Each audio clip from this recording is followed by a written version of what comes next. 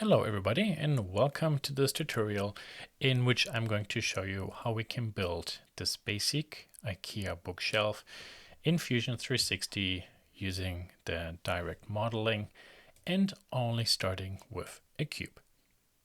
So to get started, let's create a new design. We will set the unit system to be in inches. We can go to the top view. And then we will go to the root of our design, right click, say do not capture design history. And we're going to create our first element, just a box. So click box and then click on this construction plane, go to the center, click, and then we can drag this out and simply type in 15, tab 15 and press enter. So mouse wheel zoom out a little bit, rotate the view. I created a box that is 15 by 15 inches and let's set this to 0.5 of an inch. Click OK. Very good. So we created what's called a geometrical primitive. In this case, just a box. When we go to bodies, there we have one part. There's the extrusion feature. To create now a wall, what we can do is we simply make a copy of this piece and then rotate it right into the position. So let's go to move and copy. We are in select bodies mode and also move, free move, that's good. I click this piece. The moment I click it, you see I get more options. We want to create a copy. So click this one first, and now we can rotate this, move this one up, and then try to position it very closely. And of course, that's not the way how we do this. Because in CAD, we can work very precisely, but they actually put the object already in proximity of where it should go to. I will zoom in actually to this corner, and while we are inside the move copy command, I can now switch the mode. I will go to point and say, so this point, I would like to go to this point and click OK. Perfect. Pretty cool, no? Okay. So let's think about we are making another copy. So I can actually, in this case, stay with this point to point. I click this one, tell it to make a copy. Then I will go to the origin, say this point, or I could also say this midpoint of this edge to this midpoint of that edge. There we are. Beautiful. Now, throughout the design process, at one point we might then decide, I would actually like to make this, instead of half an inch, make this 1 inch thicker. How can we do this? So when I go to the press pull command, essentially what this means is a cylindrical outside surface or a planar face, I can move away and, for example, adjust the diameter or the thickness. You can see here in this the screenshot how we make a smaller cylinder to a bigger cylinder. So we can click this one, click then this top surface, but I would like this to be 1 inch. I don't actually really know how big maybe is this piece. Technically speaking, we know because we created this as half an inch material thickness. But check this out. I click the X to stop the command. No, so I go to here and actually I realized you don't need to click this X because we can just, instead of just dragging this up by half an inch to make this 1 inch. What we could do is click on this these 3 dots, and then we say anchor, re-anchor to the bottom. Thank you. And then from the bottom face to the target distance, make this 1 inch. Okay, let's do this one more time. Less confusing. So there is the press pull. I select this one. I say re-anchor this one and make this 1 inch. Perfect. How do you learn all these commands? Well, explore things. What does actually measure do? So it tells me from here to here. That's actually okay. What's the distance here? So 0.4999999 inches. No, so basically half an inch. So it just gives us the dimension. So re-anchor from here, 1 inch. That's what I want. Perfect. But then we see actually now these 2 parts are not really lined up with these edges anymore. That's actually where the align command comes in very handy. So I can say, so this body, this midpoint of an edge to this midpoint of an edge. And okay. Let's do this one more time. I could also say this endpoint. So I have to be careful how we select this. So this point to this point. Yeah, there we are. Beautiful. Now let's put actually this plate on top. So and the easiest way here is to go move copy, point to point. So this body, I would like then this point to sit on this point, but as a copy. There we are. Beautiful. Huh? There we see. It is kind of like cutting out of foam the pieces, and then with super glue we attach them into their final position. To create a functional design, we would also like to have a vertical and a horizontal shelf. And we can, for example, start with the vertical piece. So what I will do is actually go to move copy, select this piece, make a copy, move this out. Thank you. I know that this is now 1 inch, so I will go ahead and say minus 0.5 of an inch to make this a little bit shorter, 50%. And now I would like this to be perfectly centered on this. If I go to the align command, now because both are rectangular shapes, I could go midpoint to midpoint or center point to center point. There you are. Beautiful.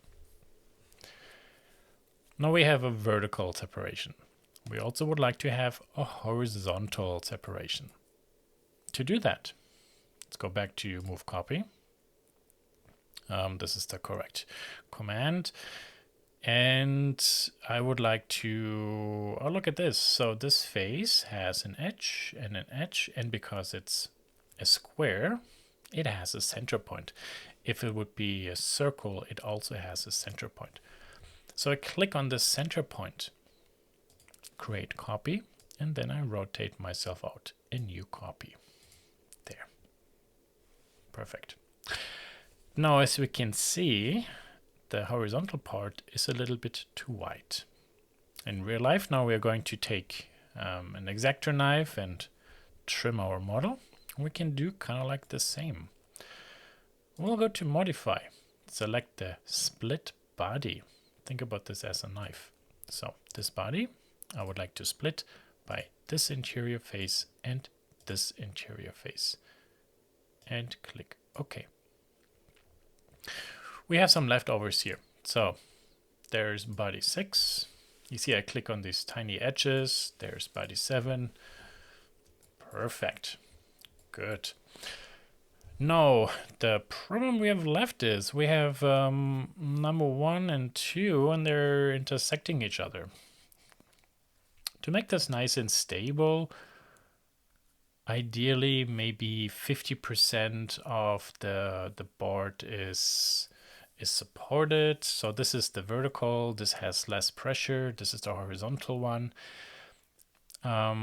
So I ideally want only to have a small kind of like, yeah, a small piece that's cut open so that the rest of this horizontal board is nice and even.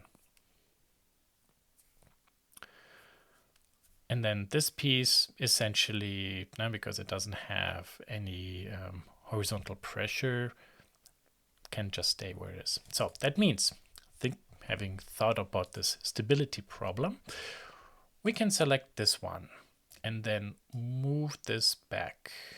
So 15 is the distance or the complete depth. Let's say 14 inches. Okay, so we have 1 inch later where this overlaps. Let's say actually 13 inches. Very good. So what I will do is I will take this body and cut it through this body. Use it kind of like as a knife. So here's the combine command. Interestingly, in Fusion they call this combine. It's more the Boolean commands, but okay. So I will say from this, I would like this to be removed. So don't join this and don't show me the intersection, just cut it. And I want to keep tools. Keep tools means this piece, which I'm using to cut, will remain being there. Okay, there we are. Cool. Okay, so we moved this one actually 13 inches back. That means we can now move this the opposite direction minus 13 inches forward. Or in case we have forgotten that, we could also, for example, move this back. Hold on, just move this body back. There we are. And then use the align and say, so here's the center to this center, bonk, fits in. No? These are rectangular bodies with 90-degree angles. So this is the same outcome. So what I showed you right now is actually 2 different ways. And this is something, it's a very important element to learn. There are always multiple ways how you can do something in computer-aided design. There's not just one way how you have to do this. There are many ways. As long as the outcome is good and valid, perfect. There's only complicated ways and effective ways to do it. Beautiful. So this is good. This is not good. So let's say from this, I would like this to be cut out. There. So when we click on this, right click and say isolate. There. You see now? Now we have this piece. So we have a 2-inch distance, which makes the distance here kind of fragile, because if we would apply pressure, this might here collapse. But because we have all the other stuff, it holds it nicely in place. Of course, if somebody takes this edge and then pushes hard with the hand to the left or the right, you could break this too. But just, this is then maybe a question of prototyping. Do we do 2 inches? Do we do 4 inches? Now, so let's adjust this maybe a little bit.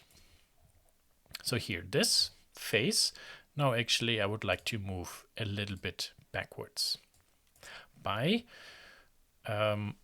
minus 2 inches. Very good. Now, and then I would have to do the same here, that this is going forward by 2 inches. So they actually perfectly align. Cool. Very nice. These features we have in the browser, we can shift and left mouse button click, right click and say dissolve. That kind of like bakes them into their permanent state. These are all the bodies we have. And we do, technically speaking, actually have a design that is now finished. The only thing maybe to, in this demo, to add, so you understand kind of like also what CAD can be about. This is unique, this is unique. But this is a double, this is a double. Now because these two are the same, these two are the same. So this one and this one. So 3 and 4 I will delete. Because I will now go to body 1 and right click and say make a component from that body. Body 2, same thing. And same thing. And same thing. So you might ask yourself, so what are actually components? Components are manufacturable parts. Wherever you have one part multiple times, no? You don't say like, produce me 6 times of, or 6 different copies of this thing. Oh, not copies, that's not correct. Because this is a copy, you just would say, make me 2 of these, 2 of these, 1 of this, and 1 of this, and then we can assemble our design. Now this is all about assemblies. So here, for example, we can call this bottom. This we call side. And then maybe this is spacer vertical. And this is spacer horizontal, or however you want to give them names, so that makes sense. You also notice the 1, 1, 1, and 1. These are actually the quantities. But actually, that's a nice thing about when working with components. So we go to the bottom. Then I go to move and copy. Now you see this time I don't make a copy of the body. I want to make a copy of this component. Copy, copy, and say from there to there. Okay. And you see now this is bottom 2 and this is bottom 1. So this is the same design, just a second copy. Let's do the same with the side. Okay. Very good. And this one goes to, as a copy, to there. Beautiful. So one of the nice things about components is, if I now select one component, body, and edit it, you see how the other copy, or the clones, will actually get the same treatment. You might have noticed that when I select an edge of a component and, for example, here round it, that this is the top edge, and at the bottom it's also the top edge. And we would say, well, if this is the outside edge, why is this the inside edge? I want the outside edge to be rounded. And the answer there is actually pretty simple to this. We took this component, made a copy, and simply moved it up. We have to actually rotate it. So let's do this. We go to the move command, and here free move, component, and we go right here to the center, and then we just rotate it. If we want to be super precise, now you see here, I just reposition it. Very good. So now if I select this edge and just round it, you see it's the same on the bottom. And we will have to do also the same here. So this is the outside, this is the inside edge. Okay, so that means in this assembly, I will go to the center. Nope, just set the pivot point to there and thank you. Okay, and rotate it. There we are. So now if I select these edges and round them, there you see this all works this the way how I am actually envisioning it. Perfect. And that's it.